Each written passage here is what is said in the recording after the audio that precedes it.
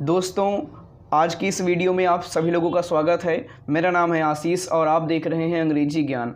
आज हम बात करने वाले हैं एक छोटे से कॉमन से टॉपिक के बारे में, बाय, जो कि प्रीपोजिशन है। आज हम इसके बारे में जानेंगे कि इसका मतलब क्या होता है। वैसे मतलब आप जानते होंगे कि बाय का मतलब होता है द्वारा। बिल्कुल सही, आप जानते हैं तो बहुत सही है और आप सही जानते हैं कि बाय का मतलब होता है द्वारा। लेकिन आप सिर्फ यही जानते हैं कि बाय का मतलब सिर्फ द्वारा ही होता है, तो आप ये गलत जानते हैं। बाय का मतलब द्वारा ही नहीं होता, यहाँ पर और भी बहुत सारे बाय के मतलब होते हैं। अलग अलग प्रकार से इसका यूज़ किया जाता है। तो कैसे यूज़ करते हैं, किस अलग वे में यूज़ करते हैं, किस अलग तरीके से यूज़ करते हैं, वो सारी जानकारियाँ मैं इस वीडियो में देने वाला हूँ।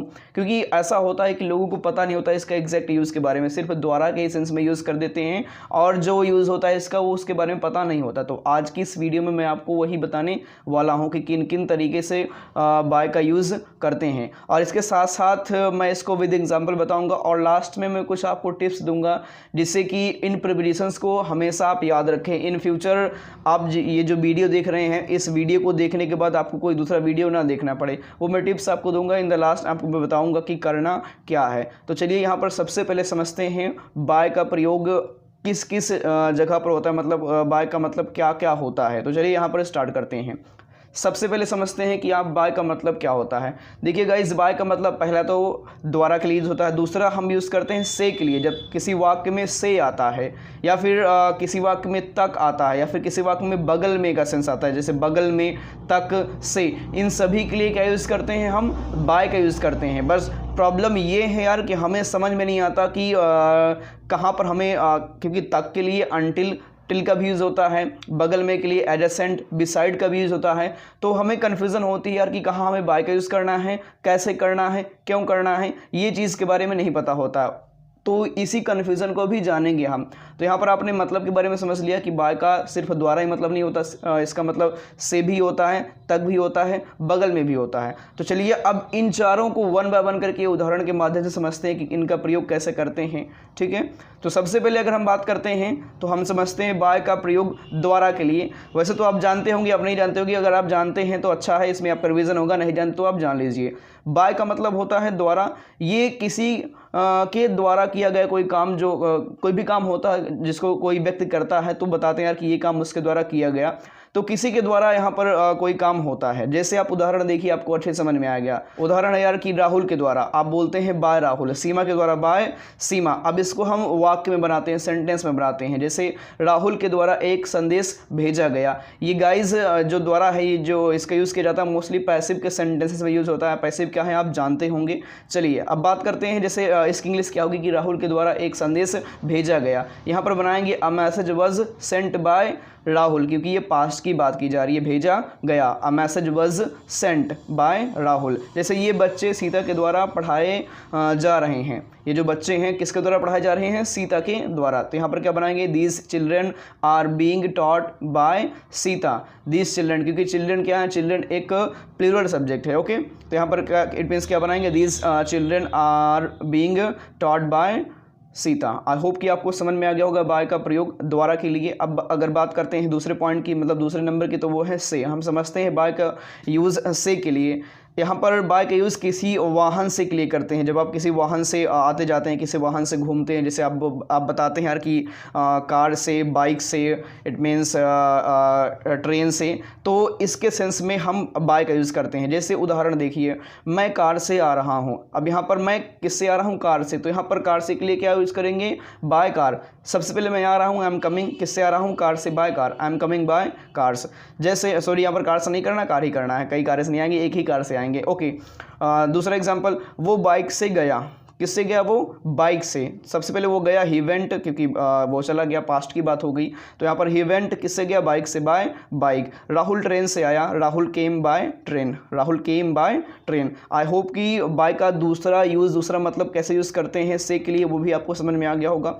अब हम बात करते हैं बाय का प्रयोग तक के लिए, कि बाय का प्रयोग तक के लिए कैसे करते हैं। तो मैं आपको बता दूं, बाय का प्रयोग तक के लिए समय के साथ करते हैं। समय जब आप बताते हैं, जैसे उदाहरण देखिए, आपको अच्छे समझ में आएगा। जैसे आप कहते हैं यार 2 बजे तक, बाय 2 o'clock, सोमवार तक, बाय मंडे। ठीक है, आप कहते हैं यार 11 बजे तक, बाय 11 o'clock। तो ऐसे में हम बाय का यूज़ करते हैं तक के सेंस में। जब आप बता रहे हैं 10 बजे तक, 11 बजे तक, 12 बजे तक, ऐसे अगर हम बात करते हैं इसके यूज़ के बारे में, तो एक चीज़ आपको एक पॉइंट नोट करना है, थोड़ा सा नोट नहीं करना, सिर्फ समझना है कि वो क्या समझना है यार, बाय का प्रयोग हम फ्यूचर के वाक्यों में करते हैं बस, ठीक है। इसका प्रयोग हम केवल फ्यूचर के वाक्यों में करते हैं और past, it means past present में नहीं करते, इसका आपको विशेष ध्यान देना है। चलिए आप समझ गए होंगे। अब सेंटेंस देखिए, उदाहरण के माध्यम से मैं आपको समझाता हूँ, वाक्यों के उदाहरण से। जैसे मैं 11 बजे तक पढ़ूंगा, आई विल स्टडी बाय 11 PM, क्योंकि नाइट की बात की जा रही है, तो आप क्या यूज़ करेंगे, I will study by 11 PM, by 11 o'clock भी कर सकते हैं, नो प्रॉब्लम। वह सोमवार तक यहाँ आएगा, कब तक यहाँ आएगा, सोमवार तक, by Monday, he will come by Monday. क्या बोलेंगे, अब यहाँ पर यहाँ आएगा तो आप बात कर सकते हैं, he will come here by Monday. मैं 2 बजे तक लंच करूँगा, I will take lunch by 2 o'clock, I will take lunch by 2 o'clock। तो आई होप कि आपको समझ में आ गया होगा। और अब हम बात करते हैं पॉइंट नंबर 4 के बारे में, बाय का प्रयोग बगल में के लिए कैसे यूज़ करते हैं, इसको समझते हैं कि बाय का यूज़ बगल में के लिए कैसे करते हैं। जब आप कहते हैं यार मेरे बगल में बाय मी, राम के बगल में बाय राम, उसके बगल में बाय हिम, तो यहाँ पर सेंटेंस के उदाहरण के माध्यम से हमें समझना है कैसे।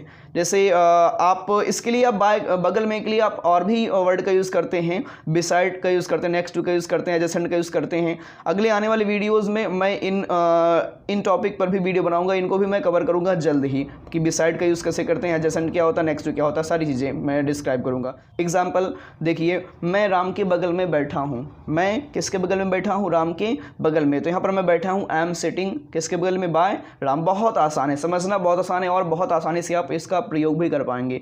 क्या वह राहुल के बगल में खड़ा था, क्या वह राहुल के बगल में खड़ा था। यहाँ पर आपको देखना है कि यहाँ पर क्वेश्चन पूछा जा रहा है कि क्या वह राहुल के बगल में खड़ा था, और सेंटेंस जो है वो पास्ट में है। तो यहाँ पर सबसे पहले क्या बनाएंगे, वॉज ही स्टैंडिंग किसके बगल में, बाय राहुल, क्या वह राहुल के बगल में खड़ा था, वॉज ही स्टैंडिंग क्या वह खड़ा था राहुल के बगल में, बाय राहुल। ऐसे आप समझ सकते हैं, समझने के लिए मैं ऐसे सेंटेंस को तोड़ रहा हूँ। तो यहाँ पर आप बना सकते हैं, was he standing by Rahul. Aman मेरे बगल में बात कर रहा था, अमन जो अमन है वो मेरे बगल में बात कर रहा था, Aman was talking by me, Aman was talking by me. So I hope कि आपको समझ में आ गया होगा इन चारों प्रकार के बारे में, बाय का प्रयोग कैसे करना है, द्वारा के लिए, से के लिए, तक के लिए, बगल में के लिए। तो अगर इन सभी में कोई डाउट हो तो आप पूछ सकते हैं। हाँ, अब बात करते हैं यार इसको लर्न कैसे रखें, वो टिप्स क्या हैं जिससे कि आप इसको लर्न रखें, अब भूलें ना।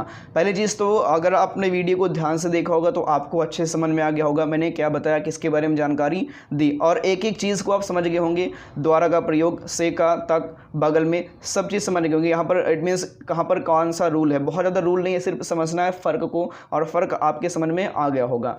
अब बात करते हैं इसको हमें लर्न कैसे रखना है। तो पहली चीज़ आपने अभी लर्न कर लिया है, लर्न करने के बाद जब वीडियो आप क्लोज करेंगे तो एक बार सरसरी निगाह से आपको रिवीजन करना है, बहुत अच्छे डीपली से नहीं केयर करना है, अभी सरसरी निगाह से केयर करना है।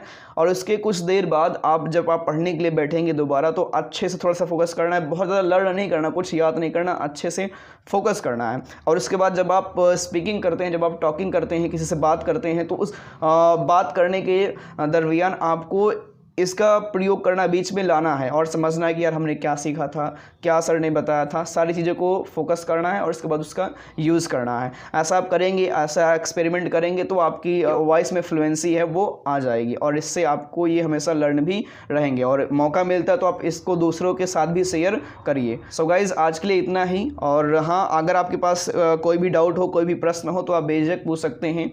अगर कोई भी चीज़ आपको नहीं समझ में आ रही है तो आप कमेंट करिए, मैं उस पर स्पेशली वीडियो बना दूंगा, आपका सारा डाउट क्लियर हो जाएगा।